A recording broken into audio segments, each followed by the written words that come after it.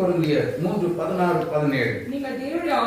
நீங்கள் நல்லா புரிஞ்சுக்கோங்க, நீங்கள் தேவனுடைய ஆலயமாக இருக்கிறீர்கள். அப்போ நீங்கள் இந்த வார்த்தையை கேட்கிற, நல்ல கவனிங்க, இந்த வார்த்தையை கேட்டுக்கொண்டிருக்கிற நானும் நீங்களும் நம்மை பார்த்துதான் ஆவியானவர் சொல்லுகிறார், நீங்கள் நீங்கள் தேவனுடைய ஆலயம். வாசிங்க.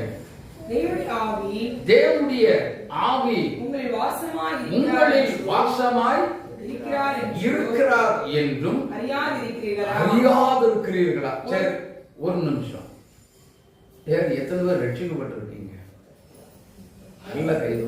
சரி, நமக்குள்ள ஆவியானவர் இருக்கிறாரா இல்லையா? இருக்கிறார் சொல்லி சொன்னா, ஆவியானவரோடு இன்னைக்கு டுடே நல்லா புரிஞ்சுக்கோங்க, ஆவியானவர் எனக்குள்ள இருக்கிறாருங்கிற ஆண்கள் பெண்கள் எல்லாரும் தான் இருக்கிறார் அப்படின்னு சொல்லி விசுவாசிக்கிறவங்க கை தூக்குங்க. சரி, இருக்கிறார்ல.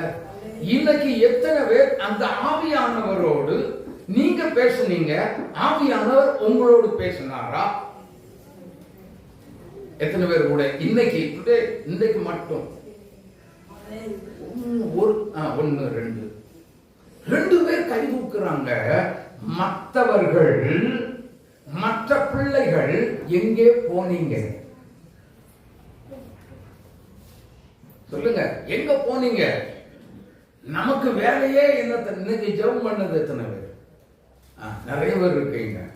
சோ நான் அடிக்கடி இந்த வார்த்தையை உங்களுக்கு நான் சொல்லி கொடுத்திருக்கிறேன். திருச்சபையில என்ன சொல்லி கொடுத்திருக்கிறேன் அப்படின்னு சொல்லி சொன்னா, நீங்க ஜெபம் பண்ண முழங்கால் போட்டாலே அவர் ஆவியானவர் நம்மோடு எடைப்படுகிற வரைக்கும் அந்த ஜெபத்தை நிறுத்தவே கூடாது.